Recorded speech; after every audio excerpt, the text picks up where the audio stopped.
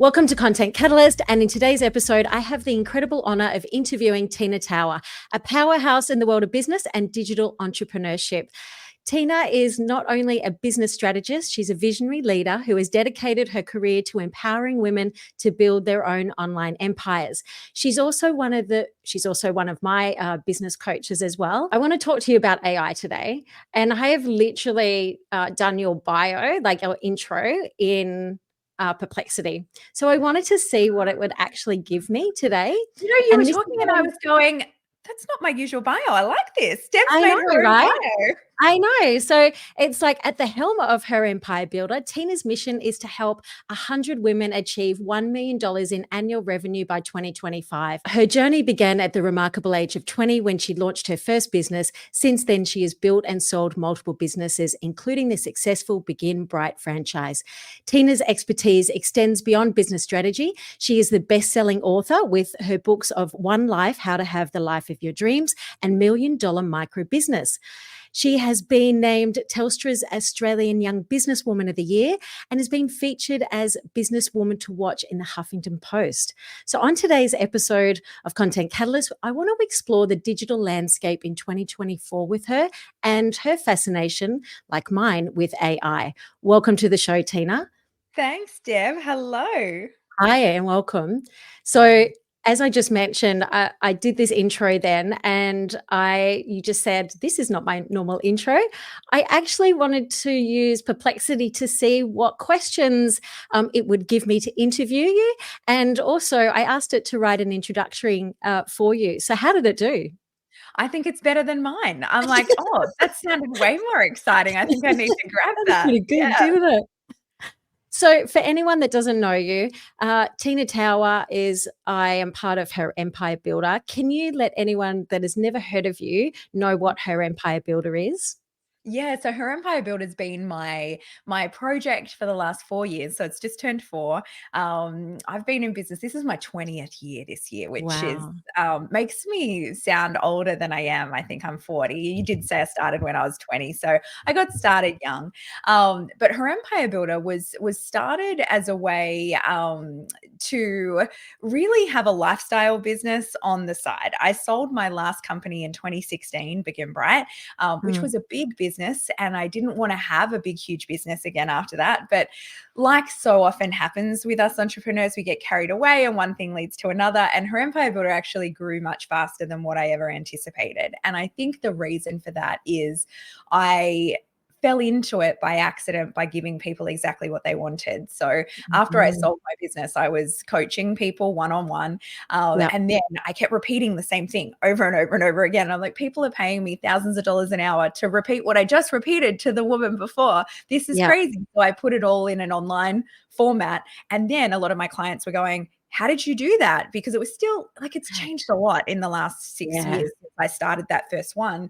It's Yeah. a lot more common now, but then not many people had online learning platforms. And so then I started teaching people how they could get their knowledge and put it into courses. And then they were like, we want this in a group. And so I started that and it just went off. So now I'm very focused on, we do a little bit of mindset, but mainly I'm a pragmatist and I like the strategy behind things. And so I really try and focus on going, this is exactly how everyone that you see that's doing really well in courses, what they're actually doing day to day, week to week, and this is how you can do it in your business too. So we cover all of the different areas of business for online course creators. I love it. I've been part of it, I think, for about 1.5 years now, and it's been Yeah. definitely life-changing for me, for my business as well. So Nice. interesting. On the weekend, I was going back through some of your old podcast episodes and I scrolled back to 2021, May 2021. I went into unplayed episodes and there was one about launching, and in that episode you had said about this is what I'm doing this year for my business, and you were talking about launching. And at that stage your goal was, I wanted to get to 100 members, and you had just gotten to 100 members.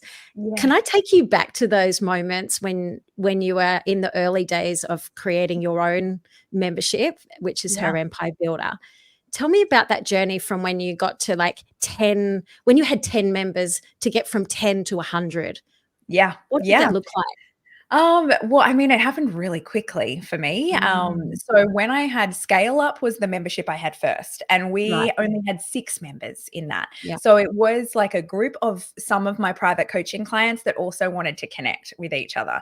I never Right. launched it. I never, like I didn't run it publicly kind of thing. Yeah. So I class that as like my first one. When I launched Her Empire Builder, that was in June 2020. So it Right. was planned to launch in March. We had planned to go to Palm Springs and launch it there on Mm. the back of a retreat.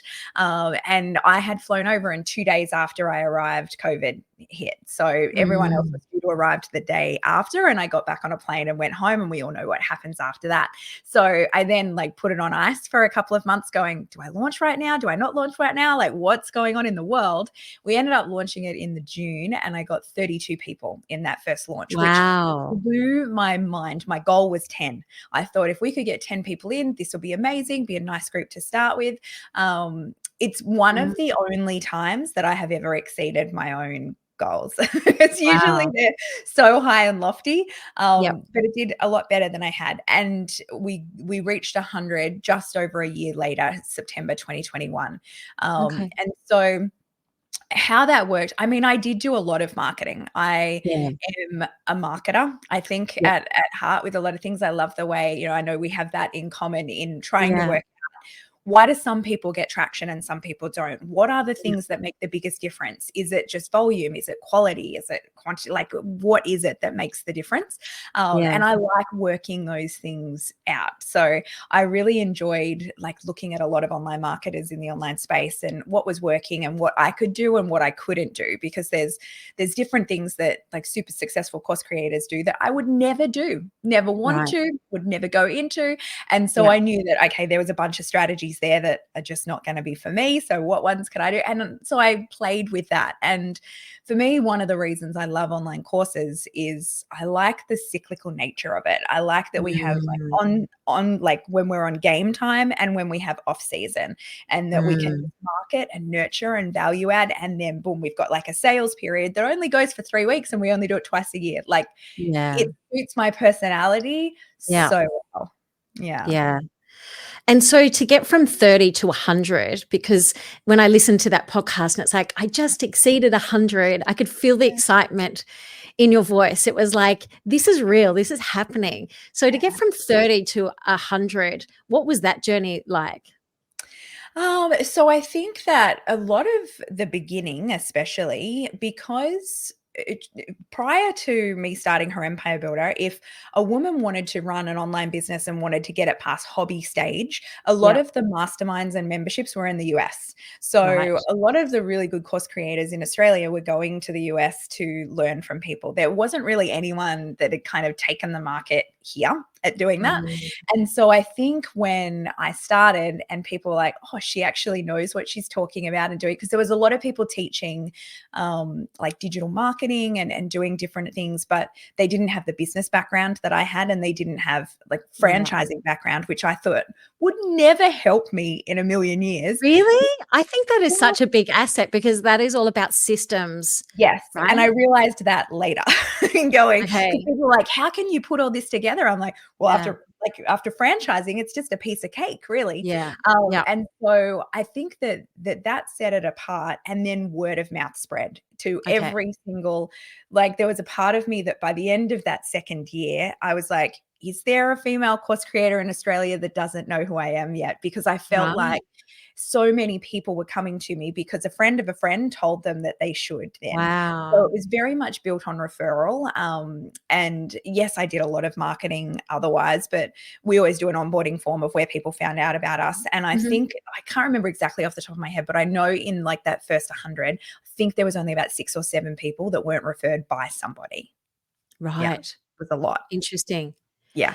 So, what was the biggest thing that do you think moved the needle the most? Because it takes a while to get a bit of traction in business sometimes, and I look at um, I look at it as a marathon, not a sprint.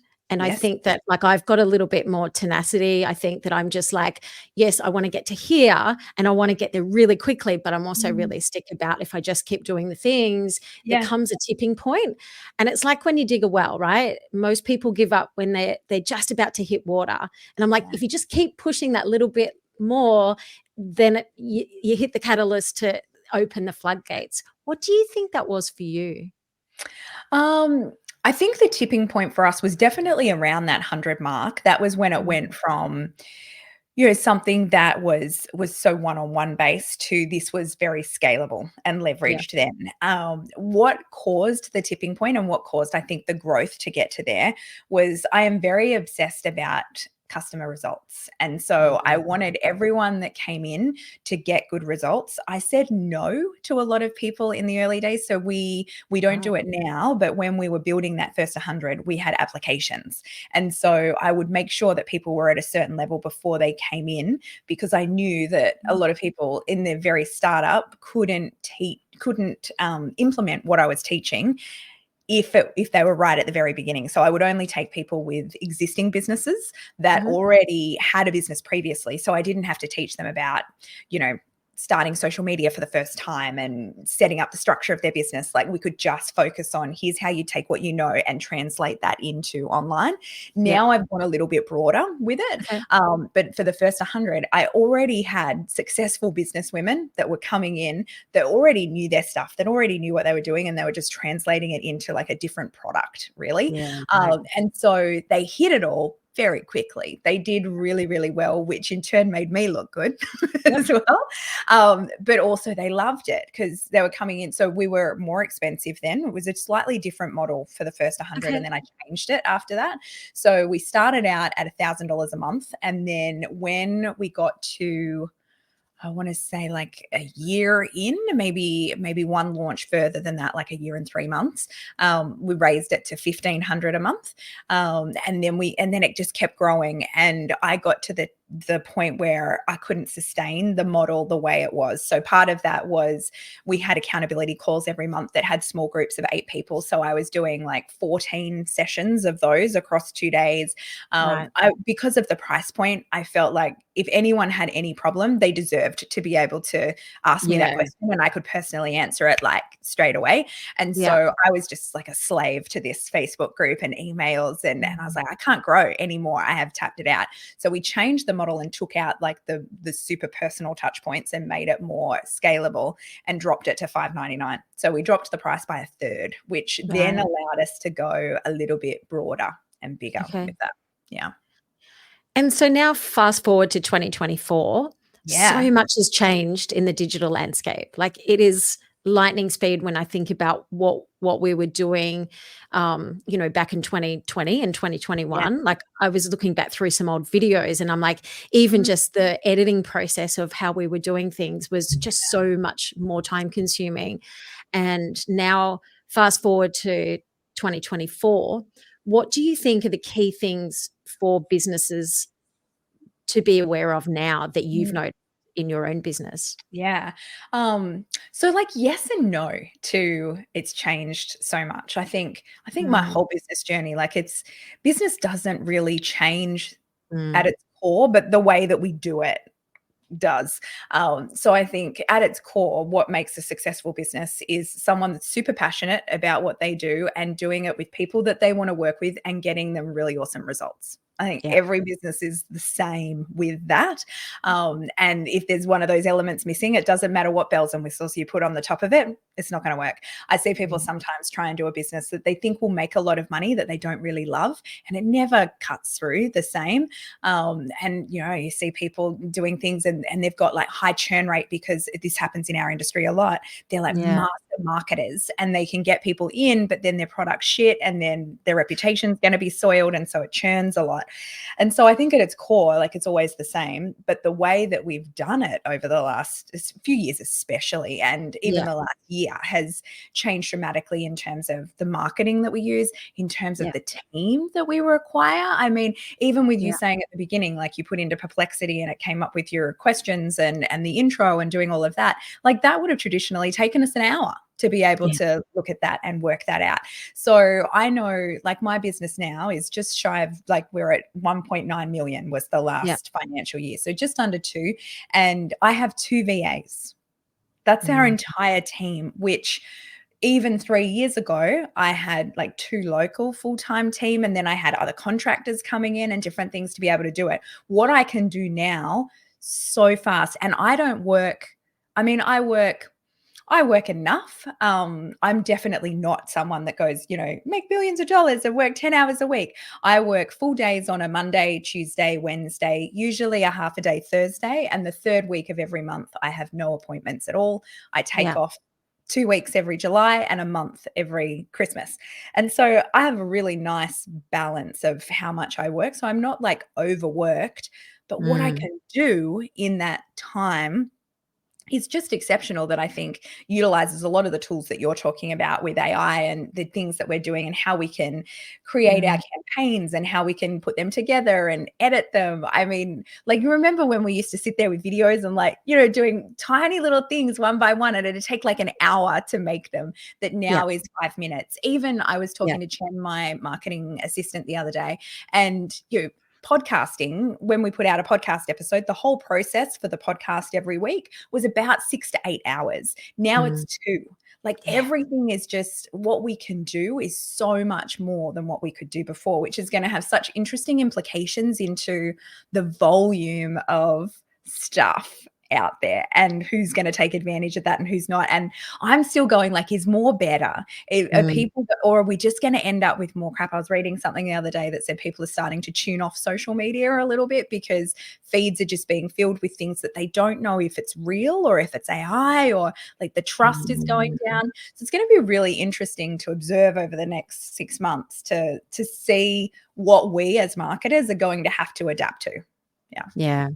Trust on, like, we're talking about video, for example. 5 years ago, if you saw a UFO land, you'd be like, that's a UFO. Like, that's Yeah. legit, right? It's on video. Now it's like, it's not real. It's like Yes. nothing's real anymore. And the advances with technology have definitely, this year alone taken massive leaps and Yeah. bounds.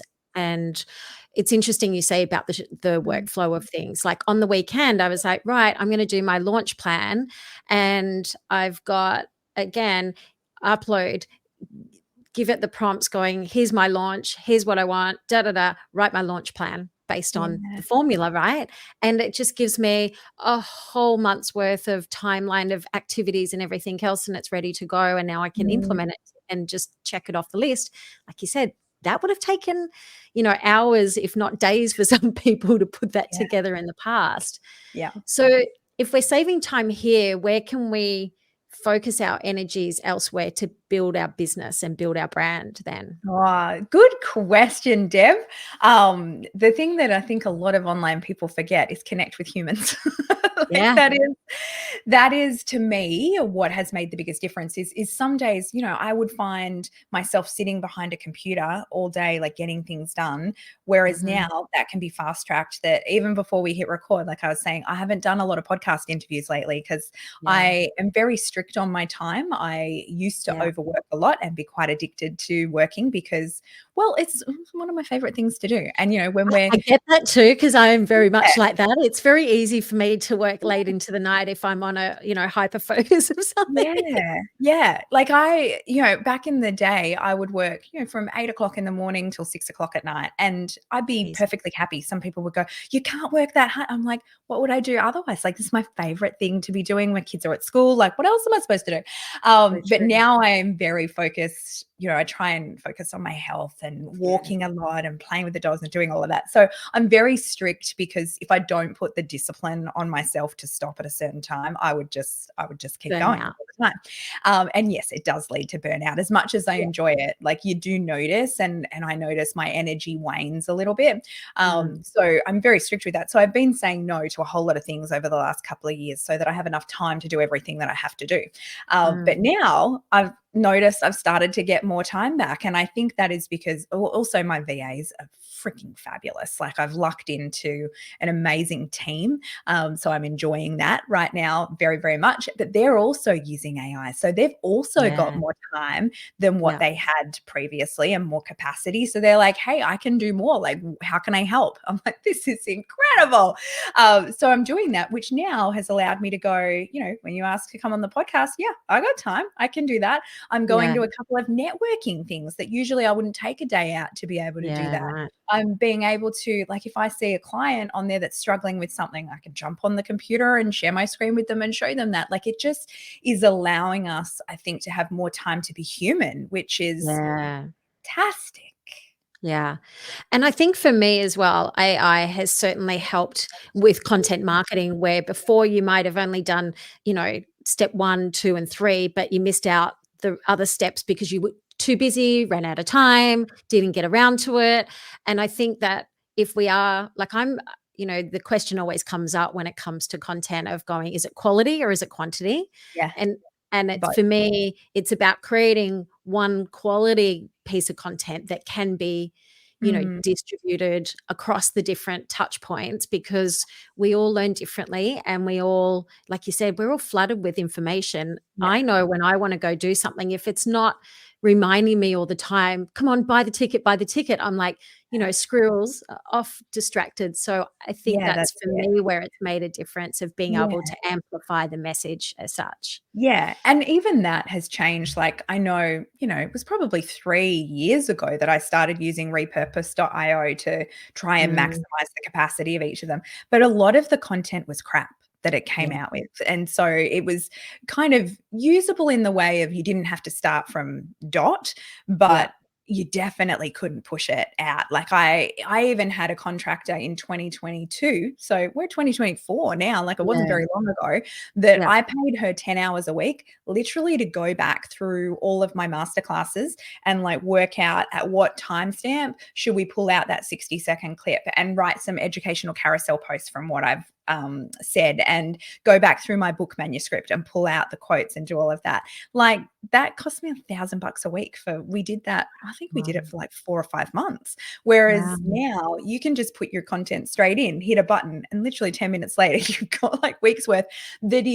I'm still not comfortable at the level where I just push it out. We still make a few little tweaks, yeah, but like only a few. It is really, really close. Yeah. So yeah, I think that the quality of the technology has also come a long way to I mean, I think in the next few months, like, you won't be able to tell at all whether mm, it's a real person or not. And there's positives and negatives to that, because I also fear that, one of the things that has set me apart in my marketing is I'm a really good marketer. What if all yeah, the AI is just as good at the marketer, and then the crappy people down the road can now outmarket me and do that? So it's going to have, for people that are not naturally skilled in marketing, it's going to be absolutely amazing. For people that are skilled in marketing, it's like, well, hang on a minute, everyone's going to be on a level playing field there. So you're going to have to get even more creative with it. And I do mhm. think that a lot more of that connectivity and that humanness is going to be more important as well. So if we talk about AI and video, for example, for me, that's where I'm seeing so much change and technology advances of what we couldn't do to what we can do now. If I look at like video and AI, how are you using like those two now compared Mm. to say a year ago? We use it a lot to chop up what we've already got. Mm, So that works really well. We're starting to put it in different languages so that we can reach people across different demographics. yeah, I have experimented a little bit with like Synthesia and Hey Gen in making copies of myself, yeah, of which I've decided I'm not going to use. We got it pretty close, but I think it's a trust issue. I'm like, I don't really yeah. want people seeing videos of me and going, is that her? Is that not her? She seems a bit off. Like, that's Mm, something that I wasn't comfortable with at the end, but I mm, wanted to just play with it just to see whether I wanted to do it or not. But what we will do is we're re-recording Idea to Launch, one of my short courses at the moment. yep, And there's a couple of elements of that we have other characters coming in and saying different things. And most of that is the things that I know will change really, really quickly, because yeah, my concern was I don't want to do this like high production value videos, and then literally in 2 months that information is out of date and I've got to jump in and re-record again. Because if I want to put out a lot of programs, we're going to have some elements, especially when it comes to technology, AI, marketing, that are going to change a lot. So we've got them in there so that I can just go in when that information changes and update it, and the video will just update and be able to do that. So that's going to be interesting to see whether people receive that well or not, and how they like that. But that's what we're going to try next, because I think that could allow us to keep our information a lot more up to date. Because I would like to be the person that goes, okay, that has changed now. I'll just jump on and just record another video. But man, I can put that shit off for months. Yes. Yeah. So I don't want to do that.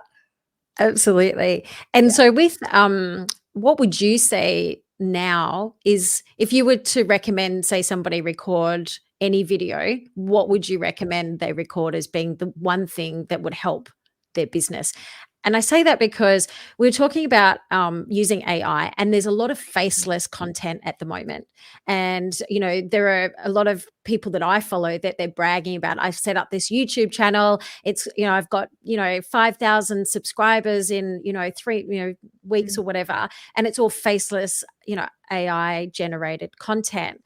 So is that something like, and for me, I teach people, to show up and tell their story and do talking head video. And I'm not saying there's not a place for that, but where do you feel that the faceless versus people actually showing their face style of videos will evolve?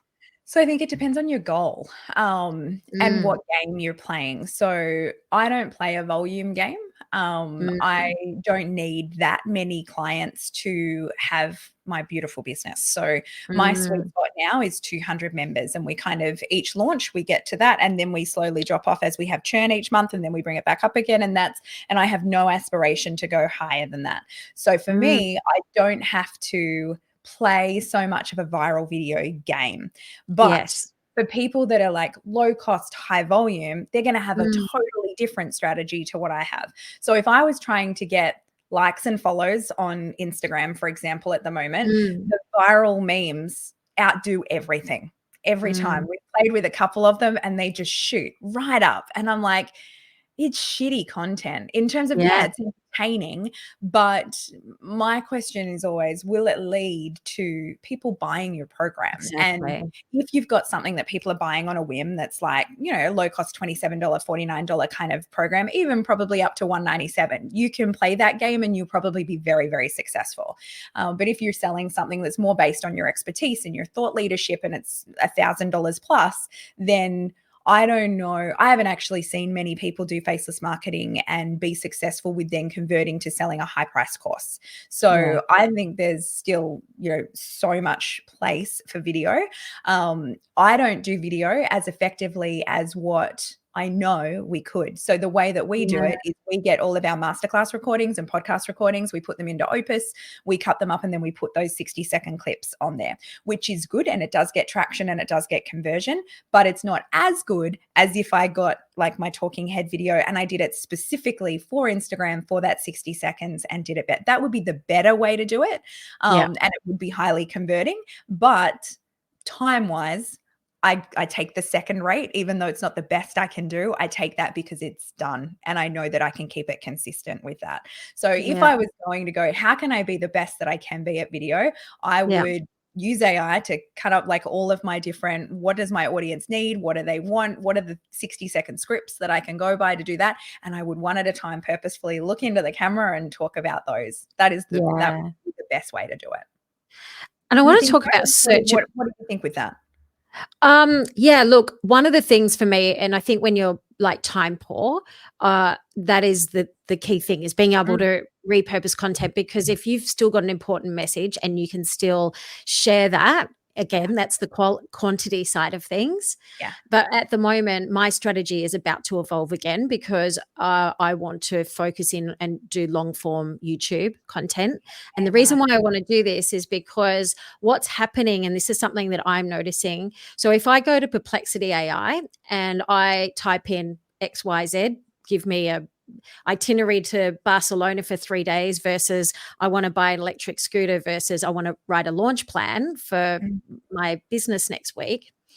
What's happening is it's and again, we're talking about, I use Perplexity. It scrapes the internet, and what it does, it brings up videos, blogs, and your podcast, for example, when I was, putting stuff in. So that long form content is what was coming up. Now, what's really, so for me, discoverability is really changing with AI. So where I was Googling everything, I don't bother with Google as much now. I put it straight into Perplexity when I want to know about something.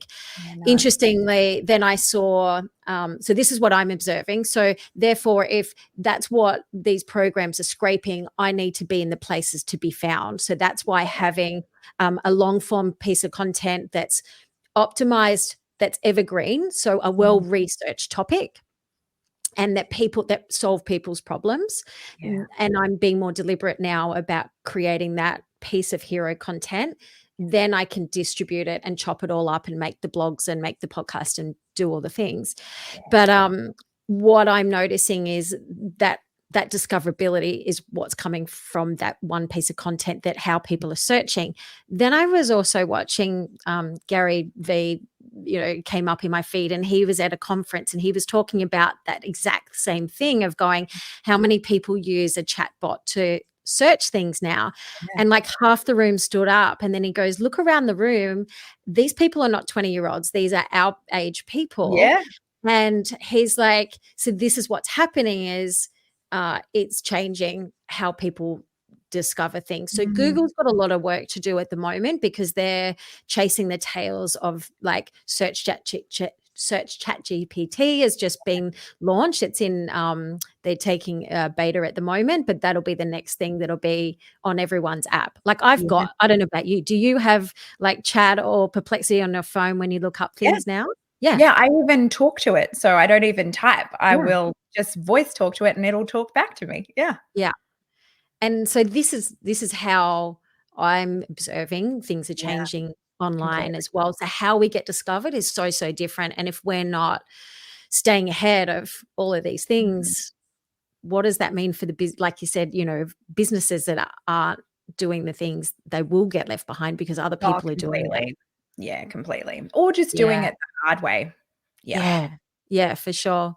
And so for you now, what does the next year look like for your business growth? Where are you doubling down on how to grow your business now? Like you're saying, you want to get to that next sort of level, or to even maintain, what you're doing now? Yeah, for me, it's just, I know it seems dirty in the business world to say that you're not, like, I was talking to someone yesterday about 10X is better than 2X, which is a great book.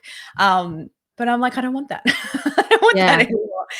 There's different stages of my life when I have been like, balls to the wall. I'll put it all on and I'm going like I'm intense and ambitious and growing as fast as I possibly can.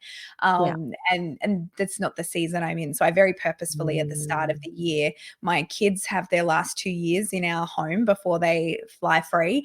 And I'll be like mid-40s when I have no kids at home. I'm like, there's plenty of time for me to set the world on fire then. So I am trying to just really enjoy the stage of life that we're at and not do that. But in saying that, I am still very serious about my business, and I definitely don't want to go down ever. And so it still takes work. And this is the thing, I think a lot of people assume that you barely have to work, you barely have to do anything when it gets to a certain level. And I will say it's way easier than what it was for the first, the 0 to 100,000, I think is the hardest part in any business ever. And then 100,000 to 1 million is like, you're doing a different stage, but it's like that. And then it gets infinitely easier after that. But it's still, if I was to stop doing something and disappear from social media or stop the podcast or stop my newsletter, we would tank so incredibly quickly. And so for me, it's really working out what are the things that are the most impactful and how can I stay ahead of the curve so that I can help our members stay ahead of the curve, but spend my time on the things that are going to matter the most so that it stays that highly impactful without having to, be a Energizer Bunny bouncing around here, there, and everywhere, trying absolutely everything all the time. So I love my launch, like twice a year launches. We're doing that for this launch that we have coming up in September. I don't know when this episode's coming out, but we open the doors pretty much every year in April, September. And so we have that, and I always try and do something else. So last year we did Launch House, and I had members come and we ran Launch House and did that. I do destination launches. This launch, I would have loved to have been there for that, by the way. That would have been so much fun. I would have loved to have been so behind the fun. scenes I'll capturing probably do content it for that. again one day. Yeah. But this year we're doing Launch Club, in terms of we've asked any member who wants to launch at the same time to all launch at the same time. So we've got, I think, like 45 people that are all running their launch at exactly the same time, which will be an interesting groundswell of things, and to be launching at the same time as like people that I'm teaching are doing the thing at the same time and getting all of those results. It would be hectic because all the questions and all the things, but it will be really good. So always trying to have a bit of a play and be creative with it and see what works and see what doesn't. But my growth goal is really to, if we grow at like a 5 to 10% pace, that is perfect for me right now. So I'm doing all the things that I know will be able to sustain that, and keep my lifestyle the way it is, and keep the intimacy that I can have with clients the same way as it is. Because I think, say you're a member of Her Empire Builder, if I had 1,000 members in there, it'd be a different feel to what it is now. And it's not the when we redid the model, we played for a moment with going, well, do we make it 97 and just go for thousands of people? But it's not the vibe that I wanted. Different. It's different. And you lose that like mastermindy feel, and it just becomes, you're just like a number in a big membership. So I didn't want that. But I'm playing with other businesses where I can kind of have those things on the side as well. Yeah. Can I just ask, because I, talk to a lot of other course creators and things, and a lot of them say that, what was working back in 2021, for example, isn't necessarily working now for creating courses or lead magnets and, memberships. One, what do you say to that, of going, what lead magnets are working, and what if somebody was launching a course? And I was talking to someone the other day and I went, oh, how did your launch go? And they said, oh, I've got 2 people in. And I said, what was your goal? And they said 10. And I'm like, so what would you say to those people of going, where do we manage our expectations? Like, what can we expect out of when we do launch a course? And what do we need to do to get those goals now that's different too? Yeah, so I actually don't think it's changed all that much. AI has changed a lot of how we do different things behind the scenes, but there's not that much like that's not working now that was working before, and vice versa. So our lead magnets, our top lead magnets, are still PDF guides. Still the same thing. We still do webinars. We lead with those. What I am finding with the webinars is you get a whole lot more people register, and the show up rate is less than what it was traditionally. And I think that is because of the volume in the market. So I do think that even you just in the last 5 years, with how much more crowded it has gotten, you do need more volume, like at the top of funnel, to get your same results at the bottom of funnel. So it used to be, say I could get 100 people to come along to a challenge, I would get 30 to 40 of them sign up. Whereas now it's more like 20 to 30 of them sign up. So I do think that people have more of a plethora of choice in the marketplace, and they're comparing a lot more. So that is naturally going to happen just as business, like the model matures and does that. But I also find, a lot of people think that online is a quick way to make money, and they come in and they exit as well. So the stayers get rewarded. But in terms of like what's changed, so we do challenges now. We tried paid challenges. I've gone back to free challenges because I find that even though paid challenges have a higher conversion rate, and so you have less people, but they're coming in and they're really already like sold on it. Free challenge, you get so many more people top of funnel that long term, like if you're playing the long game over the year or two, usually those people are going to end up converting over the course of a couple of years. So it is better long term, I find, by our numbers, to do the free challenge still. Social media has changed massively. You used to be able to do a couple stories. I know like my stories are about a third of views that they used to be a year ago with how many Sure. people are seeing them every day. Yeah. And I know I'm not alone in that. There was a while that I was like, oh my gosh, like what's happening? Does nobody like me anymore? Like, what am I doing wrong here? And then I spoke to a couple of mates and they're like, yeah, it's all the same. So I think expectation wise, it's good for people to know that, so that they know they're not necessarily doing something wrong. You just Yeah. need more people now, because there's so many more people to compete with on the internet. And so, yeah, even with that, like I know when we put out, when ManyChat first came out, which we started using it massively last year, and everyone was excited by it. And so you'd say like, comment the word, and we'd have like 25, 30 comments underneath of all these people. Now there's like one or two people that are commenting. They're like, I don't want to comment anymore. So yeah. I know where this is going. I know where this is going. I know the funnel of humor about to get in with you.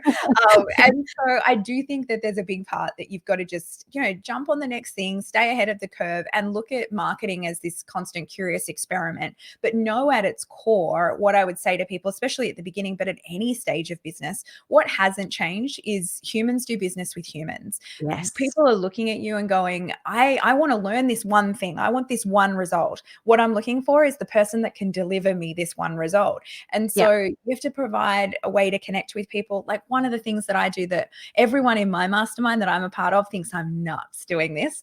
But it's one of the best strategies that's always worked for me, and I don't think I'll ever stop, is discovery calls. When we do a launch, I open up my calendar and I jump on 15-minute calls with people. And sometimes they piss me off, because I will go, this is a call to talk about whether Her Empire Builder is right for you, where you're at. And I will be honest with people and either say, yes, it's a good idea, or no, you're probably not there yet. Here's some other free resources you can do in the meantime. But some people will use it and go, because my private coaching. It's a free coaching call. Yeah. So I charge $2,000 an hour for my private coaching. So people see that they can get me for 15 minutes and they're like, yum.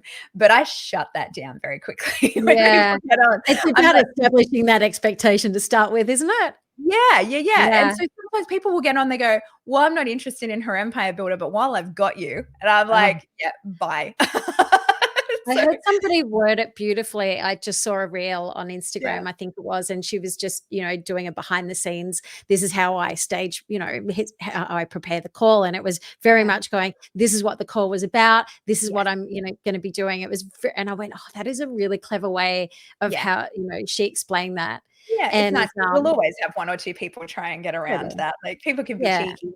But I do think that for people at the beginning, like my point is to not forget about connecting with people. So to use your example of the person that wanted 10 people, got 2 people, I'm like, everyone, if they're really good at what they do, everyone knows 10 people in their human network that would be good for their program. So why aren't you talking to those people? Like literally not using a CRM, but getting your email out or Facebook Messenger, or go old school with it and pick up the phone and give them a call and say, hey, I'm doing this new thing. I think you'd be perfect for it. Do you want to have a chat? Like just be human about it, instead of expecting.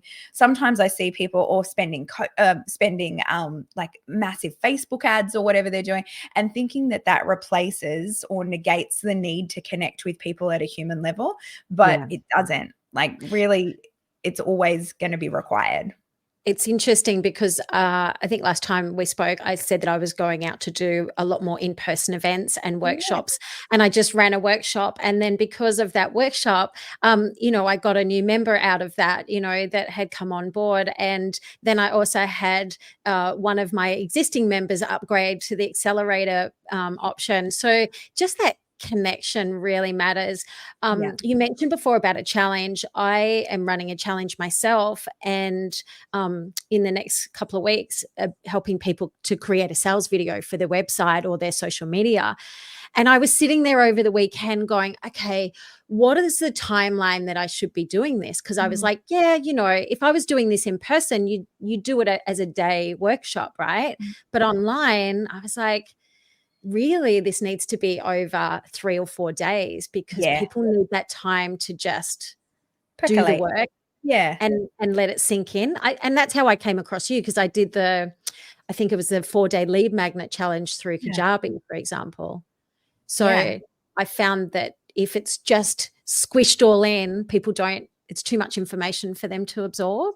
Yeah. Yeah. I mean, I love challenges because allows you to build a relationship with people too. When Yeah. they're showing up day after day, you're getting a little bit more casual, which means that people can get a sense of actually who you are and what it's like to work with you, which is Yeah. what I think AI won't ever replace. Yeah. Because at the end of the day, like, it's, if you want to learn from someone, unless you're learning something like super ABC systemized technical, Yeah. that I think AI will replace completely. But if there's nuance to what you're doing, which for a lot of thought leadership, there is nuance, Yeah. then people want to learn from you and want to get to know you as well as a person. And do you have any tips for me doing my challenge, my video challenge? Yeah. Okay. How long have you got, Deb? So in terms of what makes a good challenge, Mhm. to increase the show up rate, you want Yep. to remind people more than what you think you need to. So we've increased our amount of volume of emails that are coming in. We do 72 hours before, 48 hours before, 24 hours before, 3 hours before, one Outrageous hour amount. before, 15 minutes before. Mhm. That increased our show up rate a lot in our last launch. The other thing we did was we did worksheets. So everyone loves when we do a challenge, our Canva templates and our worksheets. People Mhm. could only get them if they showed up live. So even people that caught the recording couldn't get them. And we had people that were like, running their day job or at work that would log in to the live just to be able to get that and jump off, which Right. increased our engagement massively and increased our show up. So the launch we did before we did that, we had a Okay. show up rate of 32%. We got it to 48% by doing that. So we did that, and we put in daily prizes as well for show up prizes. So we did and good ones, like we did AirPods and a podcast mic and things that people actually wanted. Mm. So I would entertain doing that because it's, to me, marketing dollars is the cost of that is worth it to get people to show up. And that's half the battle, really, is once people show up, they're going to love you. They're going to think it's great. So Yeah. getting people there, that's going to be the challenge. And then I would say a daily action step. So a lot of the time when people are going through challenges, I have heard so many people go through other people's challenges and go, I didn't join the program because I was like sorted. I had so much to do from that few days that I'll catch you on the next one, kind of thing. Yeah. So Right. you want to lead it so that it's valuable. I hear people sometimes saying, like, don't teach the what, know how. But I think Mhm. you've got to show people, like, it's their time, and time is the most valuable commodity that you want to reward people. Mhm. They're giving you their time, give them something of substance, but then keep it light enough that they can do an action step that's achievable every day, so that at Okay. the end of your training, your sales page is done. Like, you've got that video, it's live on the website. You've got to drill it down so much so that they're like, oh my gosh, like, I just did this, I got a full result. Like, this was absolutely what I wanted. What's next? Because if Yeah. it's still not finished, if they're like, okay, it's going to take me another couple of weeks to do this, they're not ready to buy the program and take that next step. So make sure it's simple enough that people can do it. Love it. Love it. Love it. Love it. Thank you so much. And it's Welcome. interesting because I actually ran a poll on my stories to go, would you like to do this in half a day or would you like to do this? No one chose over 4 days. And I'm like, of course you don't, because we all want a quick win. Yeah. And again, I'm like, but that tells me that if it was an in-person event, you definitely do it in, Yeah. the day event as such, but definitely for what I want to do, because I want people to actually walk away with Yeah. a video that they can upload on their website, that they can use on their social media for when they're launching their products or launching their course or membership. So that was my transformation thing of Yeah. from Nice. start to finish. And you need to do the prep work. It's like painting a bedroom. You've got to mask up and wipe down the walls. And a lot of people miss that work. They just press record, and that's why they don't get results.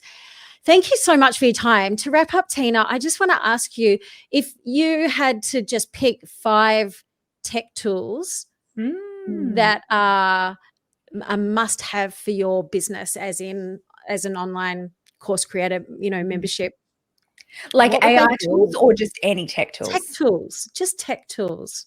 Kajabi would be my Yeah, number one. 100%. Yeah, Monday.com. yeah, Love it. yeah, I think they're the two things I couldn't live without. I've tried yeah, alternatives to them, and they're the two that I know my business would suffer greatly if I did not have them. And if we're talking software only, then we can't have this. But my third would be my phone, because I'm amazed at what you can do with That your is phone. 100% given, right? You can do Right, everything from right. your phone. I mean, how incredible is that? Yeah. But probably my other most used tech tools, I mean, Instagram, just the common ones. The probably less Mm. common ones that I'm using a lot at the moment, Cast Magic, which I think you use too, don't you? Is our new thing that No. we use for our podcast. No, Um, I just use Perplexity for my show notes and timestamps chapters. Again, This it's has done a lot in terms of yeah. what we do for our podcast. So Okay. I'm loving the way that it does it. Yeah, We're interesting. putting all of our masterclasses through Cast Magic for all of that stuff Mm. as well, which is working really well. So that's probably a lesser known one. But yeah, the wide ones are the things everyone's using that I can't live without is Zoom and, all the Yeah. general. ChatGPT. Yeah, right. What was Yes. life before it? Yeah, Exactly. Thank you yeah. so much for your time today, Tina. I've really Thank you, enjoyed your Deb. chat. And is there one passion project that really lights your fire at the moment that isn't work, that is something that just like that Oh, you just love? it You isn't get work. I mean, yeah. I spend a lot of time with my kids. My son is training to become a professional golfer, and so I spend a lot of my week sitting in a golf cart at the moment. Love it. And while I don't love golf at all, I'm loving that he's 16, and I feel like there was a time through like 13, 14 where I could feel that he was getting his own life and getting time away, and which is great for teenage boys to get. But I feel like I've got like a second wind of Yeah. this beautiful, precious time with him that I wouldn't have got otherwise. And we'll just banter and chat, and he'll tell me things that I'm like, if we didn't have this as a space, I think I would have lost a bit of that relationship there through natural aging. And so there's a part of me that's just like hanging on tight to that Love it. and really enjoying it and soaking it up. And yeah, so a lot of my time is spent doing that. And I have 3 dogs, and I am walking a lot. Nice. So yeah, that's me. Love it. Love it. Thank you so much. And Thanks, Deb. so people can find you on Her Empire Builder. You're launching in Yeah, September. So herempirebuilder.com, and on that page, you'll see, like, if you wanna join the wait list to join Her Empire Builder or whatever training we have coming up is always there at the top of the homepage as well. Yeah. thank you so much, Tina. Thanks, Deb. Okay, well, Her Empire Builder, Tina Tower. You can check it out, and I'll put all the details in the show notes. Thanks again. Bye.